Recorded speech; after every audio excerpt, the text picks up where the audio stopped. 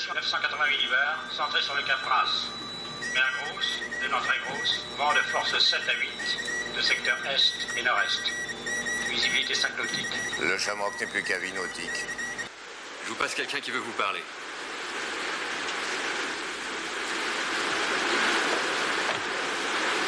Allô? Allô? C'est Pierre. Pierre? Qui ça, Pierre? Attends. Attends, ne quitte pas. Je vous le branle bas.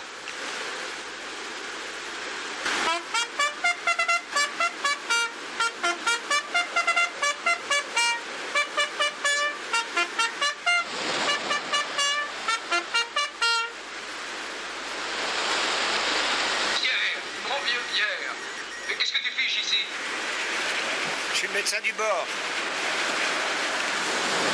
Ça va? Adieu, vieille Europe. Que le diable t'emporte. Un des chefs-d'œuvre du cinéma français. Pierre Schoendorfer, réalisateur un peu oublié, reste un des maîtres justement du cinéma français. Il s'est fait connaître avec la 317e section et le Crabe-Tambour est une suite de la 317e section. Il a été un peu le cinéaste de cette épopée militaire et le cœur de ses récits nous ramène toujours à la guerre d'Indochine.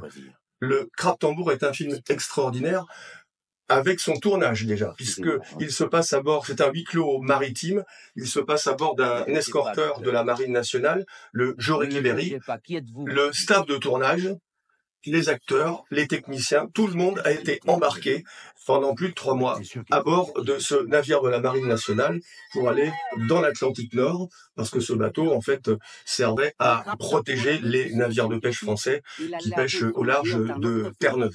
Toute l'équipe de tournage était à bord. Jean Rochefort, Claude Rich, Jacques Dufilot, Jacques Perrin.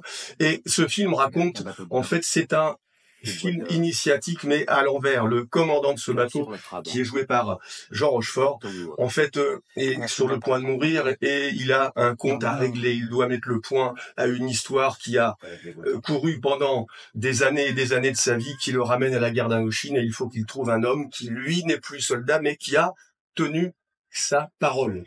Le tournage a été vraiment immersif, si l'on peut dire.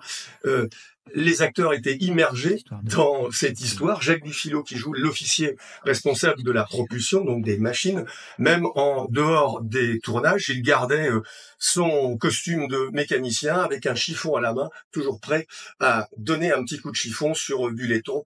Cap à l'ouest. Cap sur le Crabe. Votre Crabe-Tambour, docteur.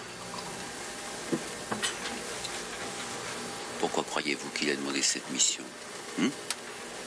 Ça fait 12 ans qu'il n'a pas pris la mer. Depuis le putsch d'Alger. Pourquoi il y a participé lui aussi? Ah non, pas lui. Non, tout à fait contre. Tout à fait. Et je croyais que vous l'aviez fait exprès. Sur la passerelle. Exprès quoi? Votre charge au clairon, là.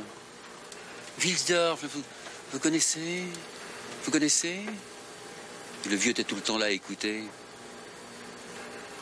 Et alors, vous aussi, vous êtes un innocent. Hein? Vous ne savez pas qu'il veut revoir l'homme qu'il a. Dépêche et demandez à la passerelle. L'homme qu'il a... Qu'il a quoi, chef?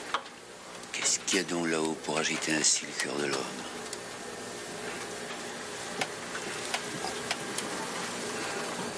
Rien.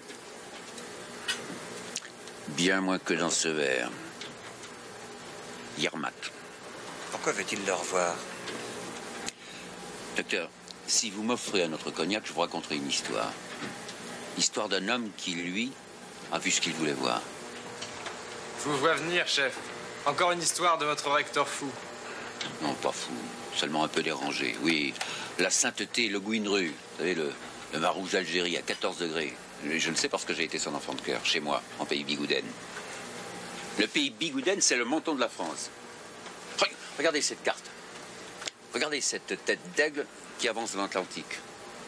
Alors, vous voyez les côtes du Nord, le Conquet, Brest, la presqu'île de Crozon, la pointe du Raz, Et alors ça, c'est le pays Bigouden. Cassius Clay, Mohamed Ali, tous les prophètes peuvent taper dessus. Rien, ça bouge pas. Toutes les tempêtes de l'Atlantique tapent dessus. Il faut le voir l'hiver, hein, par vent d'ouest. C'est un film magnétique, avec des vues somptueuses de l'Atlantique Nord et de ses tempêtes. Embarquez-vous à bord du Crabe Tambour, vous ne le regretterez pas.